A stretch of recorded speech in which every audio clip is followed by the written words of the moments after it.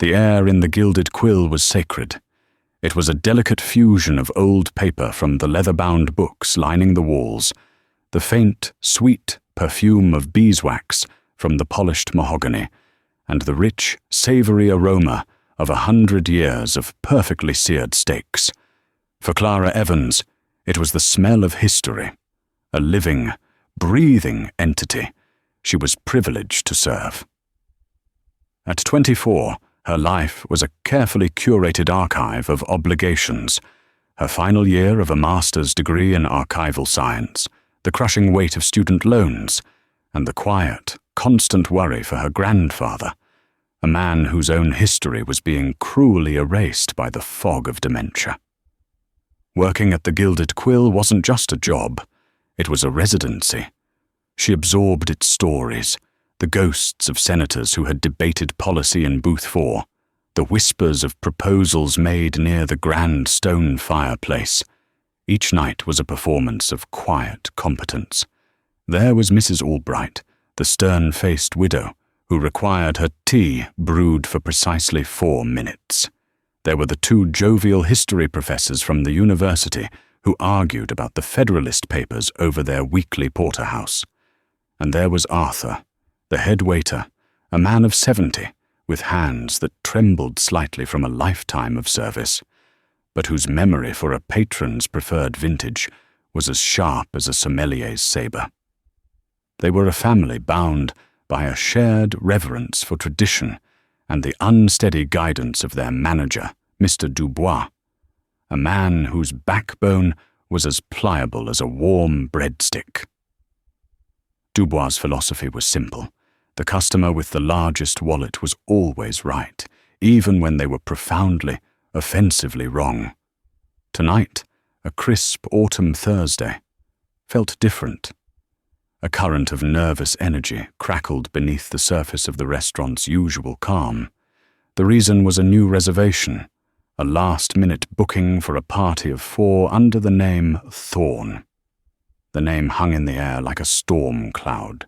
Julian Thorne, son of Alistair Thorne, the titan of private equity, whose firm had, in the last decade, bought and reshaped half the city's skyline. Julian was a spectre of new money, a creature of impulse and arrogance who treated the world as his personal playground. "Deep breaths, everyone," Arthur had murmured during their pre-shift briefing, his voice a low, calming rumble. "We treat them as we treat any other guest, with dignity and professionalism." Clara watched him, a knot of affection and concern tightening in her stomach. Arthur was more than a co-worker. He was a link to her own past. He reminded her of her grandfather in his better days, a man of quiet principle and immense pride in his work. Her grandfather, a master carpenter, had lost his business, his savings, and his spirit after a handshake deal with a wealthy developer went sour. The betrayal had hollowed him out long before the illness took hold. That history was etched into Clara's soul. It was the reason she was pursuing a degree in preserving the past. She believed that stories and the truth were the only things that truly endured. Her dream was to work for a museum or a historical society, to be a guardian of memory. But dreams didn't pay for the specialized in-home care her grandfather needed. Every perfectly folded napkin, every polished wine glass, every dollar in her tip envelope was a small brick in the fragile wall she had built around him, protecting him from the harsh reality of their finances. The pressure was a physical presence, a constant companion whispering of all the ways she could fail. At precisely 8 o'clock, the heavy oak door swung open with a force that was less an entrance and more an invasion. Julian Thorne and his 3 friends, all sharp suits and predatory smiles, swept in. The restaurant's gentle hum of conversation faltered. Mrs. Albright looked up from her teacup with a frown of distinct disapproval. Julian moved not like a guest, but like a conqueror surveying a new acquisition. He was handsome in a way that felt manufactured and cruel, his suit tailored to within an inch of its life, his smirk a permanent fixture. "A table," he barked, not to the hostess, but to the room at large. "And not one of those peasant stalls by the kitchen. I want the fireplace booth." Dubois materialized instantly, his face a mask of anxious obsequiousness. "Of course, Mr. Thorne, right this way. It's our finest table." He shot a panicked look at Clara, as the fireplace booth was currently occupied by the two history professors who were halfway through their meal. Clara watched, her hand tightening on the silver tray she was holding. She had seen this play before. Dubois would interrupt the professors, offer them a cascade of free desserts and apologies, and move them to a lesser table to appease the princeling. It was a small act of cowardice, but it was a corrosion of everything the gilded quill was supposed to stand for. "Just keep your head down," whispered another waiter, Maria, as she passed. "He's a hurricane. You just let him blow through." Clara knew Maria was right. She had her grandfather to think about. She had a mountain of debt. She couldn't afford to be a crusader. She forced herself to turn towards the kitchen, to focus on the order of Chateaubriand, for two she needed to pick up. The rich scent of the roasting meat should have been comforting, but it turned her stomach. She could hear Julian's voice, a loud, braying sound that sliced through the restaurant's refined ambiance. He complained that the ice in his water was aggressively square. He sent back a bottle of wine, a 1982 Bordeaux that Arthur had presented with near religious reverence, claiming it was corked, though Clara knew from Arthur's crestfallen expression that it was perfect. He and his friends spoke in loud, vulgar terms about business deals and women, their laughter like shattering glass. Through it all, Dubois hovered, a frantic moth drawn to a destructive flame. Clara tried to ignore it. She focused on her tables, on the rhythm of her work. Describe the special, check on the water, clear the plates, repeat. She thought about the research paper she was writing on colonial-era document preservation techniques, the delicate art of saving brittle paper from the ravages of time. She pictured her grandfather's face, the rare moments of clarity when he'd ask her about her classes, his eyes bright with a flicker of his old self. These were the things that mattered. Julian Thorne was just a spoiled child, a temporary stain on a timeless tapestry. But then the stain began to spread, threatening to become permanent. The incident began, as most acts of petty tyranny do, with a small, insignificant detail. Arthur was refilling the water glasses at Julian's table when his tremor, usually barely perceptible, caused a few drops of water to spill onto the polished mahogany. It was a tiny mishap, one that a gentleman would ignore. Julian Thorne was no gentleman. He watched the tremor in Arthur's hand with a look of fascinated disgust. "Whoa there, Pops," he said, his voice dripping with condescension. "Laying off the sauce tonight? Or is that just Parkinson's setting in?" One of his friends snickered. "Careful, Julian. He might spill his pension all over you." Arthur's face, normally a placid mask of professional calm, flushed a deep, painful red. He placed the water pitcher down with exquisite care. "My apologies, sir," he said, his voice quiet but steady. "It won't happen again." He began to wipe the small spill with a clean linen cloth. "I should hope not," Julian sneered, leaning forward. "My father doesn't pay for service from relics who should be in a museum. Or maybe a nursing home." He then did something unforgivable. As Arthur reached for an empty glass, Julian deliberately nudged the table with his knee. It was a small, sharp jolt, but it was enough. The glass slipped from Arthur's trembling grasp and shattered on the floor. The sound was shockingly loud in the now silent dining room. Arthur froze, staring at the glittering shards of glass at his feet, as if they were the pieces of his own shattered dignity. I am so very sorry, sir," he stammered, his composure finally breaking. That was it. That was the line. In that moment, Clara saw not an elderly waiter, but her own grandfather, proud and skilled, being humiliated by a man who had never done an honest day's work in his life. The part of her that revered history, that believed in defending the vulnerable, that spent her days trying to preserve things of value from being destroyed by carelessness and time, it took over. The archive of obligations in her mind was suddenly set ablaze by a single righteous fire. She set her silver tray down on a nearby service stand. The click was crisp and deliberate. Every head in the room, already turned towards the commotion, now swiveled to her. She began to walk towards the fireplace booth, her steps even and measured. The carefully constructed life she had built was about to be demolished, and she was holding the detonator. As Clara moved across the plush Persian rug, the world of the gilded quill contracted, focusing into a single, intense spotlight on the fireplace booth. The low murmur of the diners, the distant clatter from the kitchen, the soft strains of a string quartet from the sound system. It all receded into a muffled silence. The only sounds she could hear were the frantic beating of her own heart and the cruel, dismissive laughter of Julian Thorne. "Look at him," Julian was saying to his friends, gesturing with a platinum credit card at the mortified Arthur. "Probably going to take that out of his social security check." The friends howled, their amusement feeding off Arthur's visible pain. The old waiter was bent stiffly, trying to gather the larger pieces of glass, his trembling hands making the task a slow, agonizing ordeal.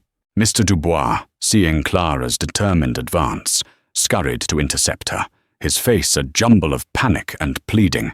"Clara, no!" he hissed, grabbing her arm. "Don't, it's not your place, I'll handle it." Clara gently but firmly removed his hand from her arm. "You'll handle it by offering him a free bottle of champagne and firing Arthur tomorrow morning," she said, her voice low and cold. "No, it's my place." She arrived at the table just as Arthur was rising, his face pale. "Sir," Clara said, her voice clear and steady, cutting through the tension like a chilled knife. She wasn't shouting, but her tone commanded absolute attention. "That is quite enough." Julian Thorne and his companions turned to look at her. Julian leaned back, a slow, insolent smile spreading across his face as he took in her simple black uniform, the server's apron, the name tag that read Clara. He looked at her as if she were a mildly interesting piece of furniture that had suddenly learned to speak. "I'm sorry," he drawled, feigning confusion. "Were you talking to me?" "I was," Clara affirmed, positioning herself slightly in front of Arthur, a subtle act of shielding. "Mr. Arthur has been a valued member of this establishment for 45 years. He is not a relic. He is the heart of this restaurant, and he deserves to be treated with respect." One of Julian's friends let out a short, barking laugh. "The heart of the restaurant? Honey, the heart of the restaurant is your credit card machine. Now be a good girl and get us another round of drinks." Clara's eyes remained locked on Julian's. Her mind, usually a whirl of financial anxieties and academic deadlines, was now a place of crystalline focus. This wasn't just about Arthur anymore. It was about the developer who had ruined her grandfather. It was about every bully who used power and money as a weapon. "Sir," she began, her tone shifting, becoming precise and academic, as if she were presenting a historical finding. "Your behavior is not only a violation of common decency, but of the very ethos of this establishment. The Gilded Quill was founded in 1923 by a man named Thomas Abernathy, a master craftsman who believed that a man's worth was measured by the skill in his hands and the integrity of his word. She paused, letting the word sink in. She had spent weeks in the city archives, researching the restaurant's history for a personal project, a passion she pursued in her spare time. She knew its story better than anyone, even Dubois. Julian's smirk faltered slightly, replaced by a flicker of irritation. Is there a point to this history lesson, or do you just get paid by the word? The point, Clara continued, her voice gaining strength, is that this is a place built on a foundation of respect for the food, for the history, and most importantly, for the people. Your conduct this evening could be generously described as boorish. More accurately, it constitutes verbal abuse and the intentional creation of a hostile environment for our staff and other patrons. Dubois looked as though he might faint. Clara, for the love of God, apologize to Mr. Thorne at once, he squeaked from the sidelines. Clara ignored him. She was no longer just a waitress. She was a guardian of a legacy. She took a small step closer. I find it particularly ironic, Mr. Thorne, given that your own great-grandfather, Patrick Thorne, was a stonemason from County Cork, a man who worked with his hands until they were raw to build a life for his family in this country. I imagine he would be appalled to see his legacy of hard work being used to humiliate a working man. The silence that followed was absolute. Julian Thorne's face went from smug amusement to slack-jawed shock, then to a dark, mottled red of pure fury. How could she possibly know that? It was a piece of family history his father would occasionally bring up in moments of moralistic lecturing, a detail buried and forgotten under generations of accumulated wealth. Clara had found it in a 1930s census record during her research, a footnote in the city's story that she had committed to memory. She had used her specialized knowledge, her archivist's mind for detail, as a weapon. "Who the hell do you think you are?" Julian finally hissed, his voice tight with rage. He was being challenged on his own terms, his family's history thrown back in his face by a waitress. "I'm the person who is telling you that your performance this evening is over," Clara said calmly. "You have insulted a man of great dignity, disturbed every guest in this dining room, and disgraced your family's name in a place that values history above all else. I am now asking you and your guests to settle your bill and leave." "You're asking me to leave," Julian sputtered, half rising from his seat. "You don't ask me to do anything. I will have you fired. I will buy this pathetic, dusty old restaurant and turn it into a parking garage. Do you have any idea who my father is?" It was the ultimate trump card, the one he had played his entire life. "I do," Clara replied, her voice unwavering. "And his name does not grant you a license to be cruel. It does not give you permission to act without honor in this house." The audacity of it was breathtaking. She hadn't just stood up to him. She had judged him and found him wanting, not by the standards of a service employee, but by the standards of his own ancestors. Humiliation, hot and sharp, washed over Julian. He had been publicly dismantled. He pointed a trembling finger at her. "You are finished," he snarled. He threw a black credit card on the table.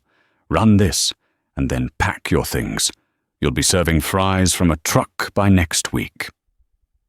With that, he shoved his way out of the booth and stormed towards the exit, his friends trailing awkwardly in his wake. The heavy door slammed shut, its motion echoing the finality of his threat. The dining room was still. Every eye was on Clara. Arthur was looking at her with an expression of profound, tearful gratitude.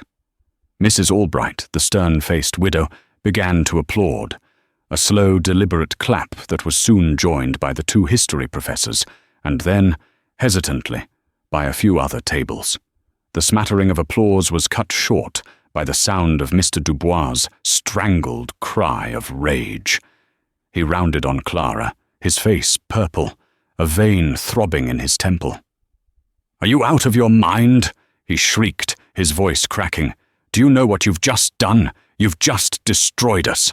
Alistair Thorne will crush this restaurant. He will sue us into non-existence. He will ruin me." Clara stood her ground, the adrenaline beginning to drain away, leaving a cold, hollow dread in its place. "I did what was right, Mr. Dubois. He was abusing an employee."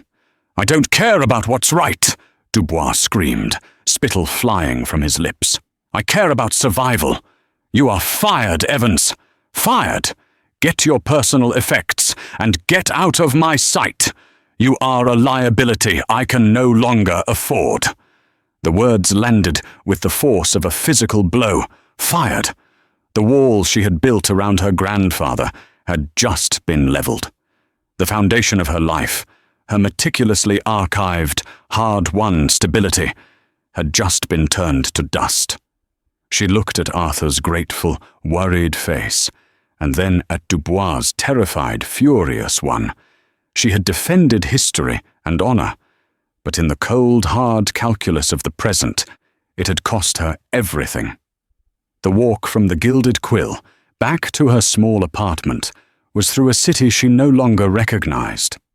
The historic brownstones and gas-lit lamps of Beacon Hill, usually a source of deep comfort for Clara, now seemed like alien artifacts from a world to which she no longer belonged. The words, "You are fired," were a relentless drumbeat in her head, each beat a reminder of her catastrophic miscalculation. She let herself into the quiet apartment, the air thick with the familiar scent of old books and her grandfather's lavender-scented soap. He was asleep in his room, a small mercy. She couldn't bear to face him, to see the confusion in his eyes if she tried to explain the beautiful, terrible thing she had done. She sank onto the worn floral sofa, a piece inherited from her grandmother, and the full, crushing weight of her reality descended. The righteous fire that had fueled her in the restaurant had been extinguished, leaving behind only the cold, grey ash of consequence. It wasn't just a job she had lost. It was the intricate ecosystem of her survival. That job, with its demanding patrons and hushed elegance, was the sole support beam holding up her life. It paid for her grandfather's daytime caregiver, a kind woman named Elena, who understood his shifting moods. It paid for her tuition, one agonizing installment at a time. It paid for the groceries, the utilities, the precarious peace of mind that came with knowing the bills were covered for one more month. With trembling hands, she opened her laptop and pulled up her bank account. The number staring back was an insult. After paying for Elena's services for the week and the rent, she had enough to last, perhaps, a month. A month before the eviction notices would start. A month before she would have to make an impossible choice about her grandfather's care. A month before her academic dreams would be deferred, likely forever. A wave of vertigo swept over her. What had she done? She had sacrificed her future for a principle. She had defended a good man's dignity. But what dignity was there in being unable to care for your own family? The irony was suffocating. She, the archivist, the protector of the past, had just traded it all away, and in doing so, had possibly destroyed her own future. The next 3 days were a masterclass in quiet desperation. Clara fell into a joyless routine. By day, she scoured online job boards, sending her resume out into the digital void. Waitress, barista, bookstore clerk, museum docent, anything that might pay the bills.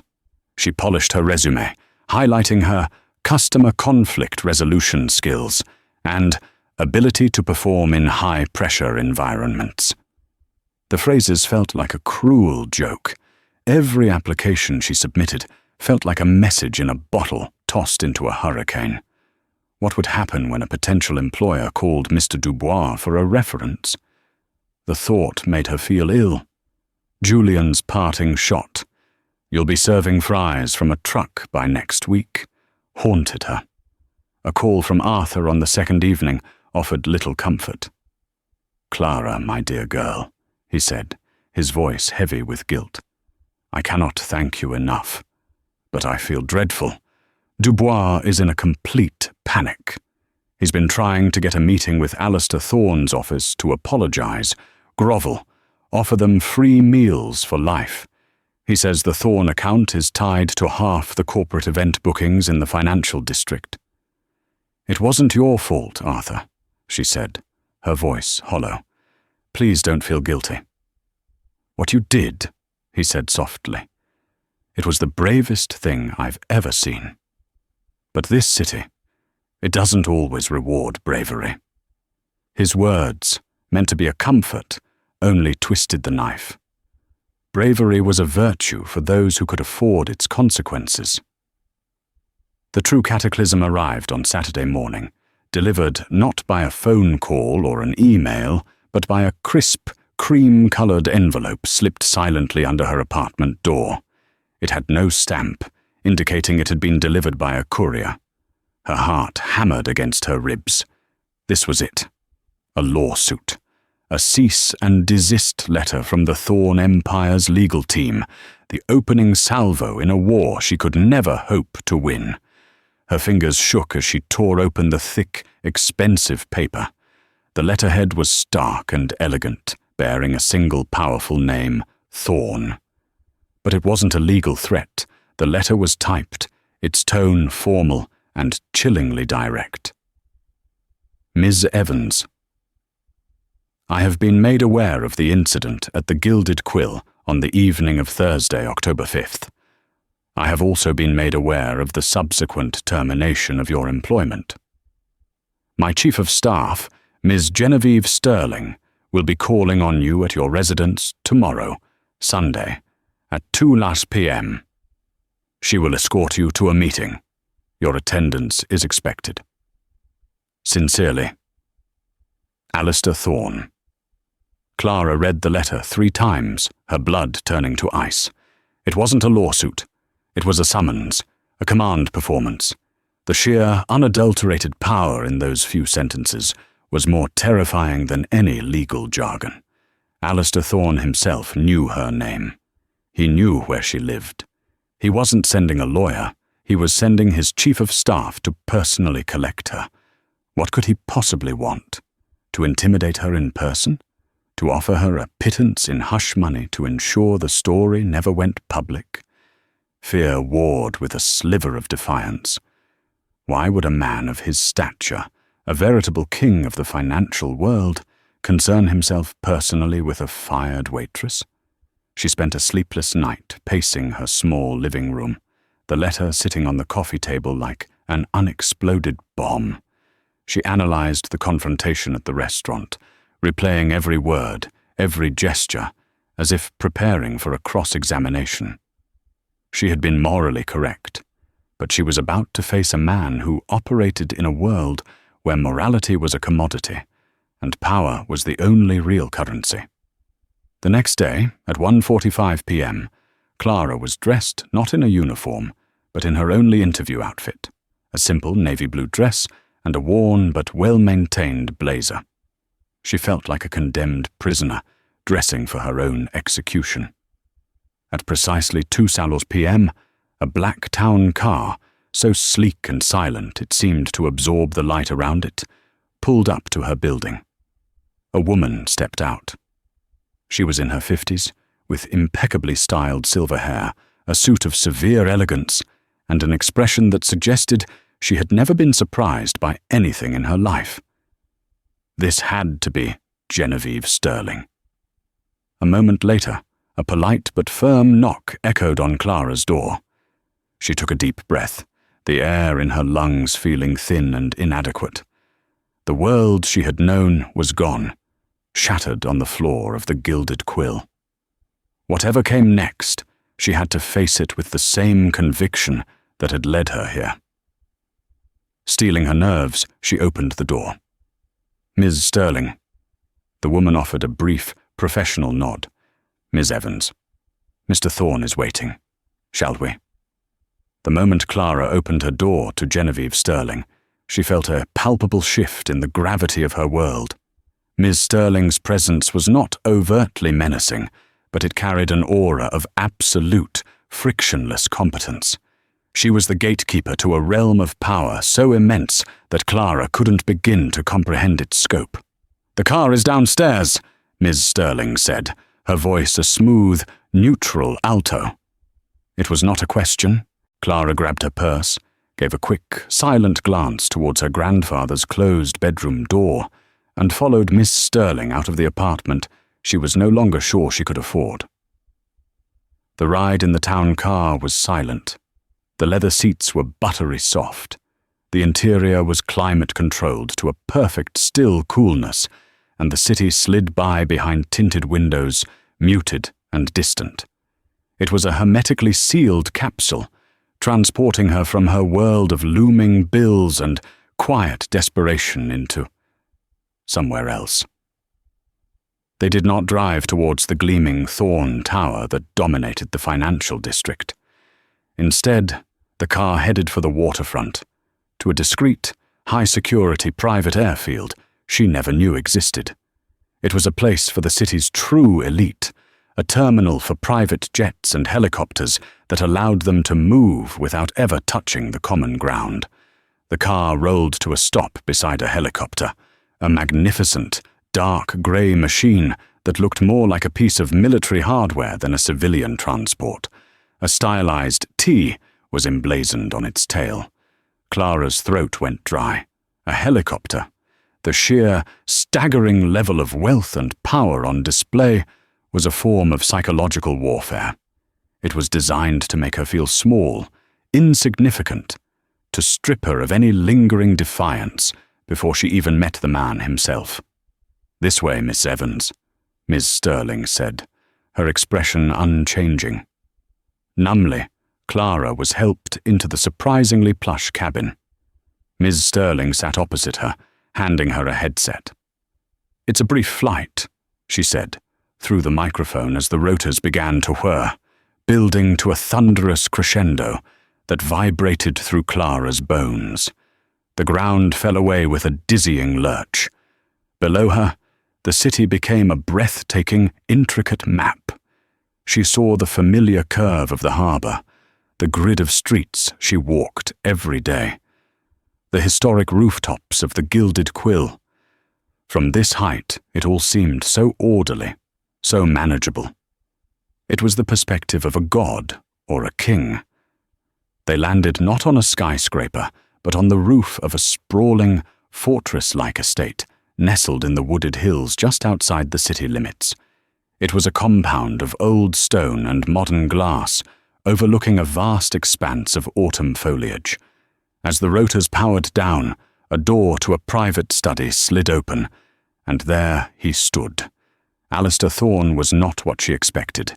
He was not the larger-than-life, bombastic figure from magazine covers. In his late 60s, he was a man carved from granite, dressed in a simple dark sweater and trousers. There was a weariness in his eyes, but beneath it lay a restless, formidable intelligence. He was leaner, harder, and infinitely more imposing than his son. He stood before a massive window that framed the landscape like a masterpiece painting. "Miss Evans," he said. His voice was a low baritone, gravelly with authority. He didn't turn to face her yet. "Thank you for coming. Please, have a seat." He gestured towards a severe leather armchair. Ms. Sterling gave a slight, deferential nod and exited the room, the door closing with a quiet, decisive click. They were alone. Clara sat, her back straight, her hands clasped tightly in her lap. The room was the epitome of understated power, filled with museum-quality art, rare books, and an immense desk of polished black granite that was conspicuously empty. This was a man who didn't deal with paperwork. He dealt with concepts, with destinies. Alistair Thorne finally turned from the window. He didn't sit. He observed her for a long, uncomfortable moment, his gaze analytical, piercing. It was the look of a man accustomed to seeing through facades, to finding the fatal flaw in any proposal. "I have seen the complete security footage from the restaurant," he began, his tone devoid of any emotion. "From the moment my son arrived to the moment you were terminated. I have also had my team compile a comprehensive file on you." Clara's blood ran cold. "A file. I know you are a graduate student at the university, specializing in archival science, with a 4.0 GPA, he continued, his eyes never leaving hers. "I know your grandfather is Arthur Evans, the former master carpenter. I know about the failed development deal that ruined his business 20 years ago. I know the name of his caregiver, and I know what you pay her per hour. And I know that your next tuition payment of $6,000 is due in 10 days, and you do not have it." He knew everything. The details were not just facts. They were pressure points. He was showing her that he had already dissected her life, that he understood all her vulnerabilities. What do you want from me?" she managed to ask, her voice barely a whisper. He walked over to a small table and poured 2 glasses of water from a simple glass pitcher. He handed one to her. His movements were precise, efficient. "My son Julian is a fool," he said, the words landing like stones. "He is my greatest, most public failure. I gave him everything. The finest education, endless capital, my name, and he has mistaken those advantages for achievements. He possesses my ambition, but none of my discipline. He has my name, but he has no concept of what it took to build it." He turned back to the window, his back to her. "I came to this country with nothing.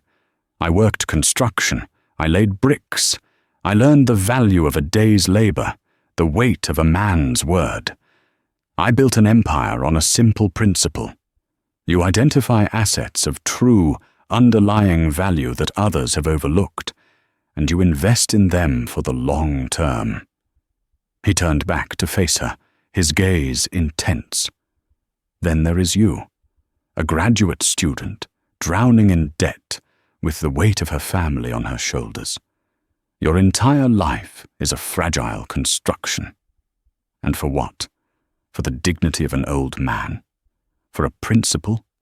You were willing to tear it all down. You didn't just defy my son. You used his own family's history, a history of honest labor, to expose him.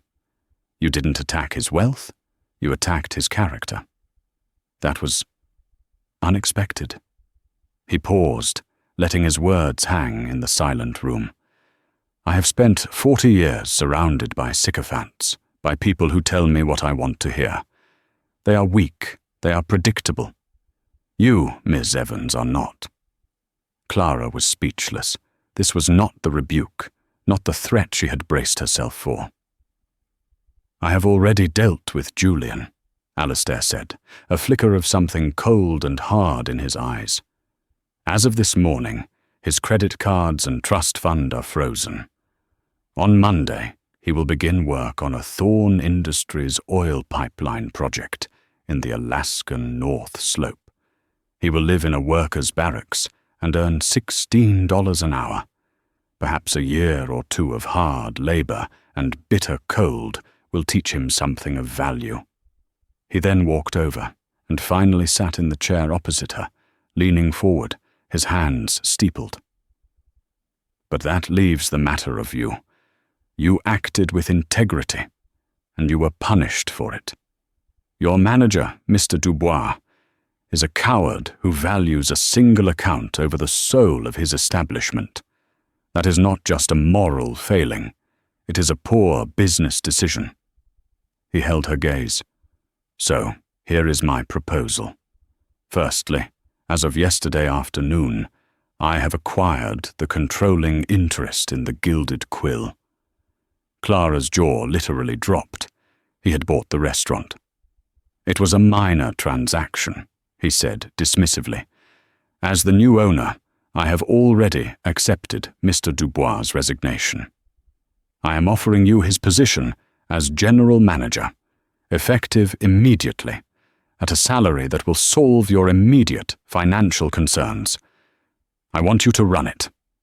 Not as it was, but as it should be.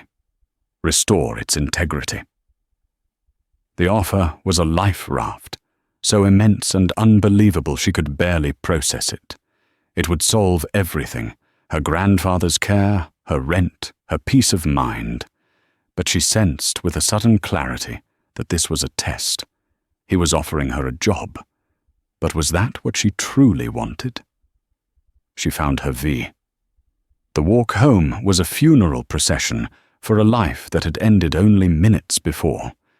Each step on the cold pavement was a metronome marking the seconds of her failure.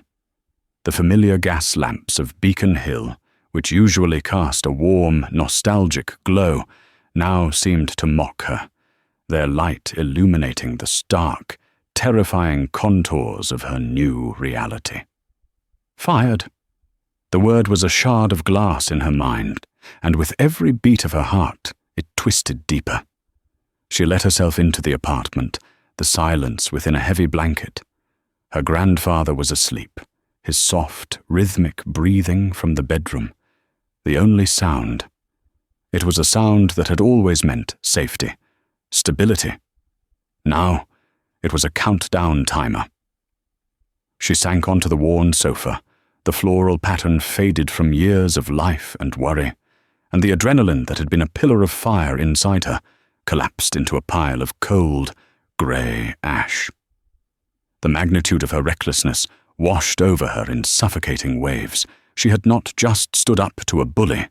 She had declared war on an empire for the sake of a principle. And what was a principle against an eviction notice? What was honor when weighed against the cost of her grandfather's medication?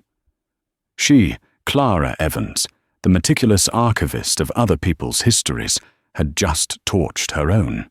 Every carefully catalogued obligation, tuition, rent, Elena the caregiver, the looming mountain of student debt, was now a ravenous flame, consuming the last of her resources. The next 3 days were a descent into a quiet, airless hell. She moved through the motions of survival with the numb precision of a ghost.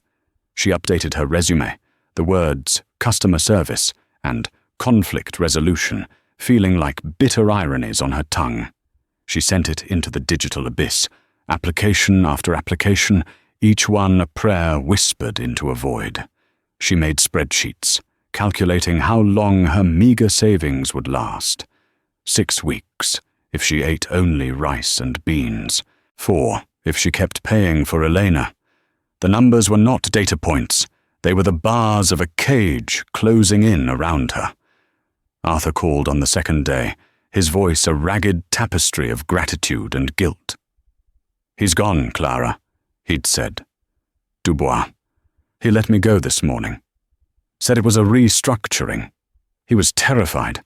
Said Thorne's office wouldn't even take his call." The news was a physical blow. She had not saved him. She had only dragged him down with her. "Oh, Arthur," she whispered, the words catching in her throat. "I am so, so sorry."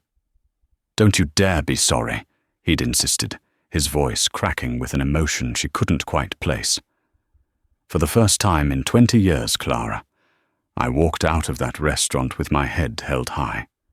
You gave me that. Whatever comes next, you gave me my dignity back. Some things are worth more than a job." His words were meant to be a comfort, but they only sharpened her despair. Dignity was a luxury for those with a safety net. She had stood on a crumbling precipice and, in a fit of righteous madness, had chosen to leap. On Saturday morning, the summons arrived. It was not a lawsuit, not a threat from a high-powered legal firm. but something far more chilling in its quiet authority. A single cream-colored envelope, bearing the stark embossed crest of the Thorn Corporation, had been slipped under her door. Inside, a single sheet of heavy bond paper held a few typed lines. It was a command from Alistair Thorn himself, informing her that his chief of staff would collect her at 2 o'clock the following day. It was not a request. It was a statement of fact, as immutable as gravity. All night she paced the small apartment, the letter a venomous creature on her coffee table.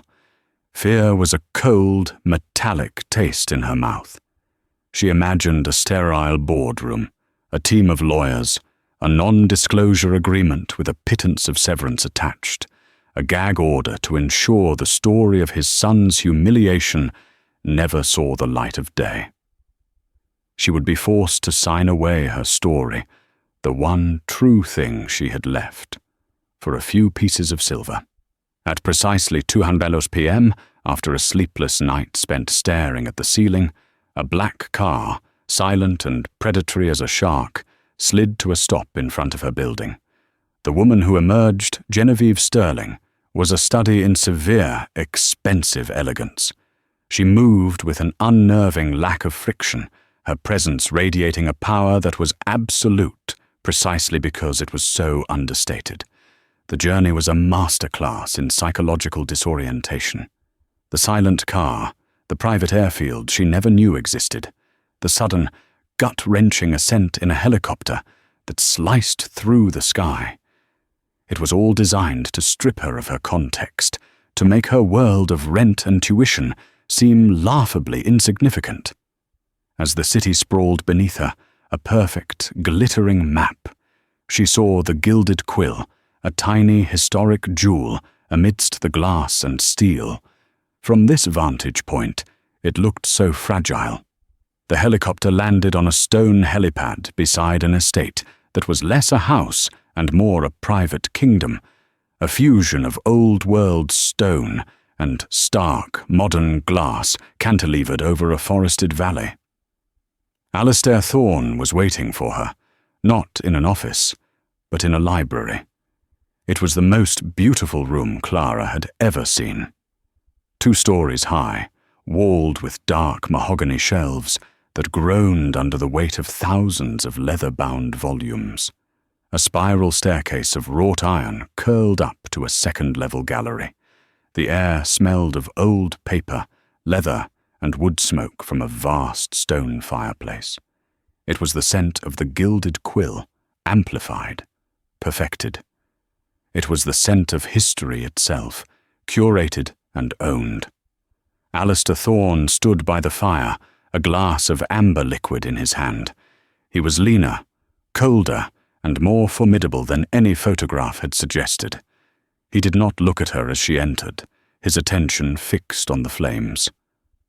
"Ms. Ross Sterling tells me you are a student of archival science," he said, his voice a low, gravelly baritone that seemed to absorb the silence. "A preserver of stories. Tell me, Miss Evans, what story were you trying to write on Thursday evening?" He turned, and his eyes, the color of a winter sky, pinned her in place. This was not a man who dealt in pleasantries. This was an interrogation. Clara's rehearsed apologies, her defensive explanations, evaporated. He wasn't asking about her conduct. He was asking about her motive, her intent. She swallowed, her throat dry. "I wasn't trying to write a story, Mr. Thorn. I was trying to stop one from being erased. Mr. Arthur's story. 45 years of service, of dignity. Your son was trying to delete it." A flicker of something, not approval, but analytical interest, passed through his eyes. "Delete it. An interesting choice of words. You believe history is that fragile." "I believe people are," she replied, finding a sliver of her voice. "And their histories die with them if no one is there to defend them." He gestured to one of 2 deep leather armchairs by the fire. "Sit." She sat, her posture rigid. He remained standing, a predator circling. I have, of course, reviewed the security footage. And I have reviewed your life. Your academic record is impeccable. Your financial situation is precarious.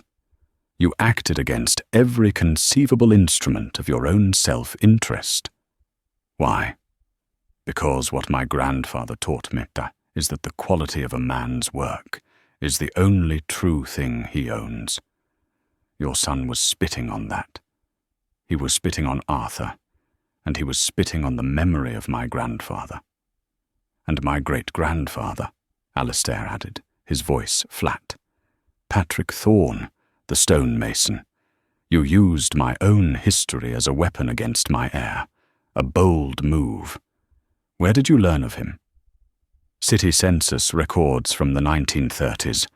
I was researching the histories of the craftsmen who built this city's foundational institutions. The Gilded Quill was one. Your family's first business, Thorne and Sons Masonry, was another. He was silent for a long time, studying her.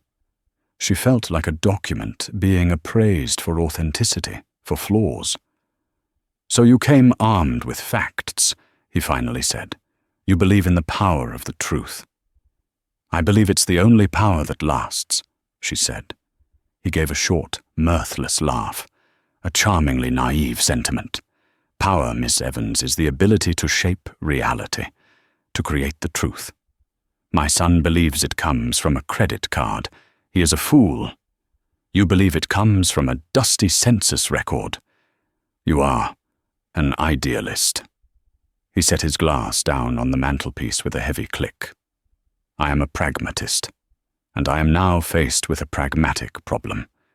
You have publicly humiliated my son, created a rather embarrassing situation for my family, and in the process have had your life and the life of your colleague, Mr. Arthur, utterly ruined. An unstable equation. It requires balancing. Here it comes, she thought. The NDA. The payoff. I have already taken steps, he continued. As of yesterday, I am the new proprietor of the Gilded Quill. Mr. Dubois has been relieved of his duties. My son has been relieved of his trust fund. He is being reassigned to a Thorne Foundation philanthropic project. He will be building schools in rural Appalachia with his hands. We will see if any of Patrick Thorne's legacy remains in his DNA. He paused, letting the information settle. Then he fixed her with his gaze. That solves my problems. Now let's solve yours.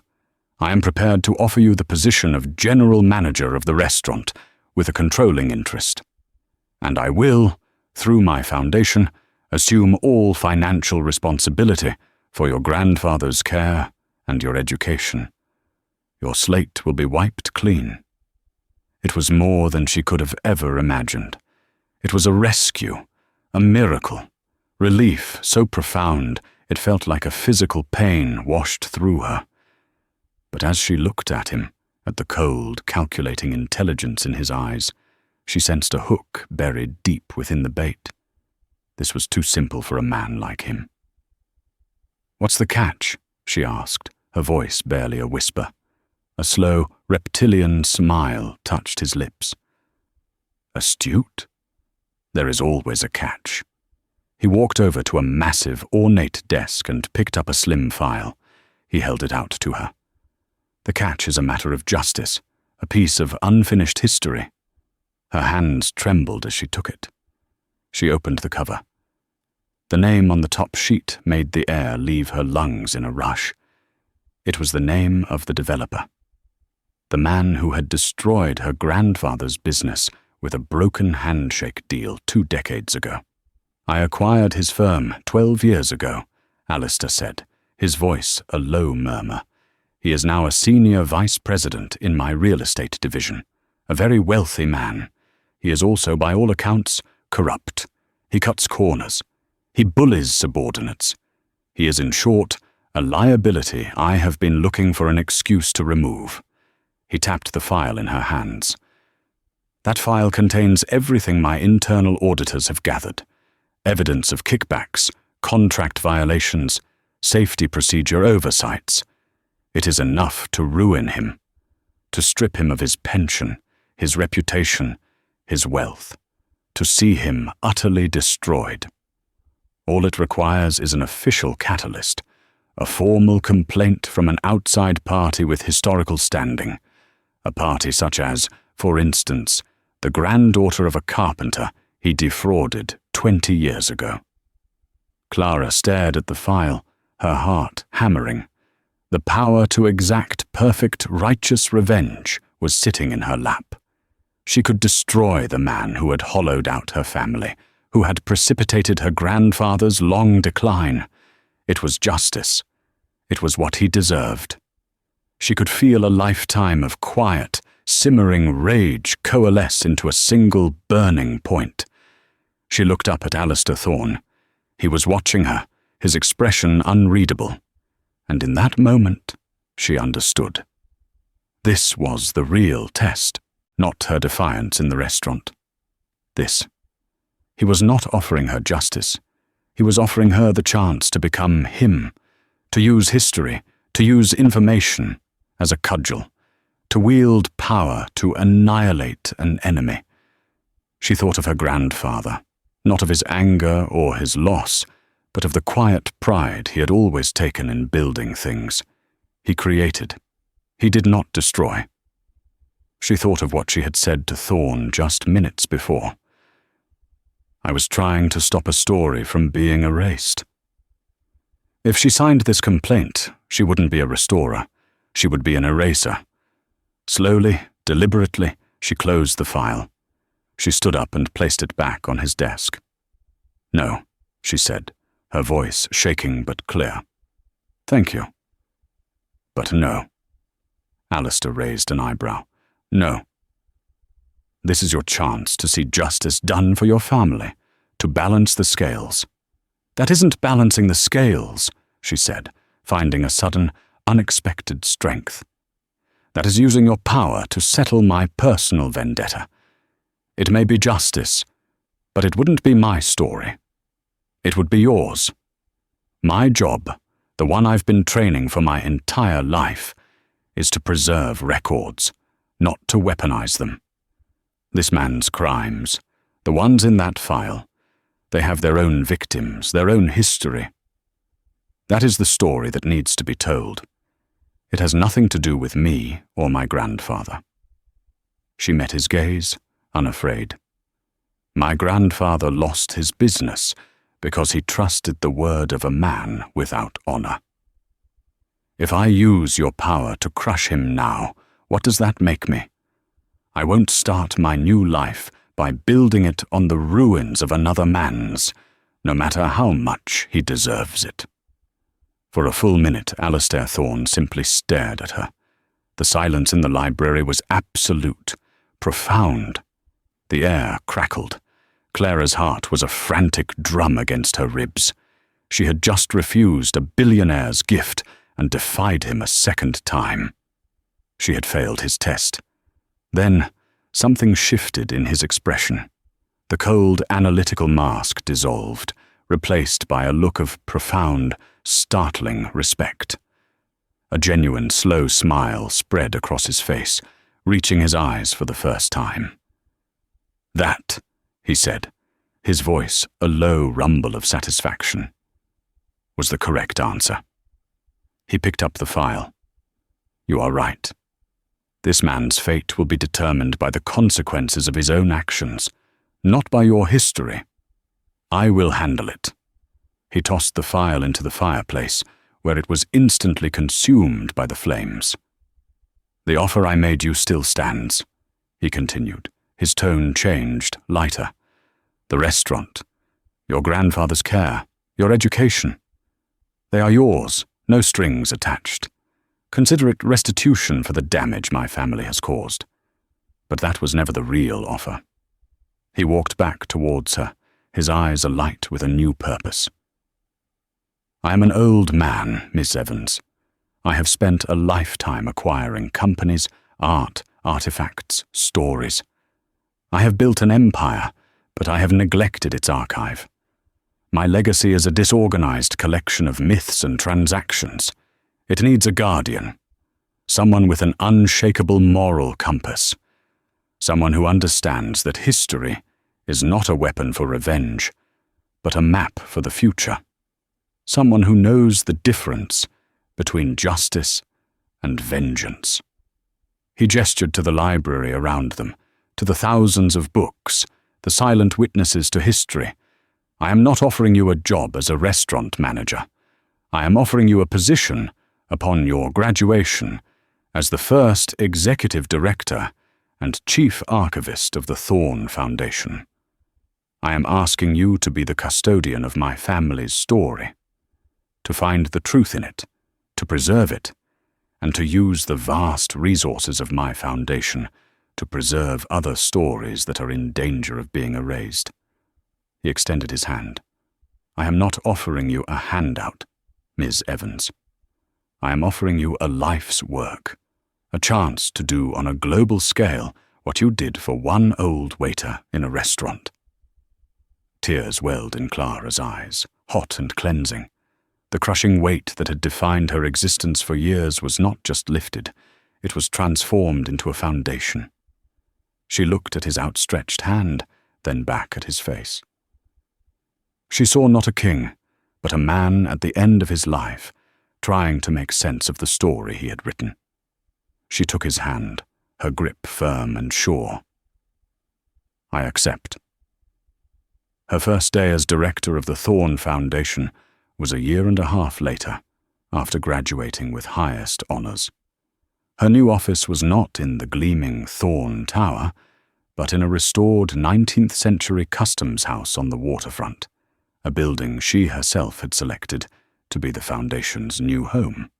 The Gilded Quill, under the proud and steady management of Arthur, was more successful than ever, a place renowned not just for its food, but for its integrity.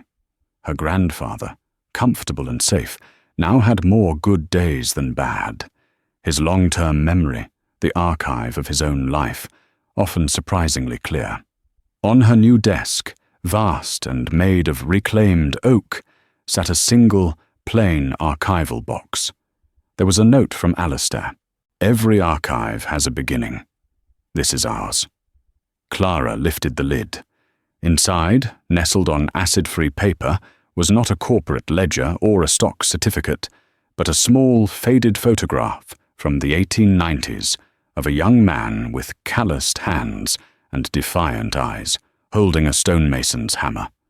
Beside it lay a brittle, yellowed piece of paper, the original immigration document for one Patrick Thorn of County Cork, Ireland. She picked up the document with the delicate, reverent touch of a true archivist. The story. It was all about the story. Not about ending them, but about ensuring they were never, ever erased. And hers was just beginning.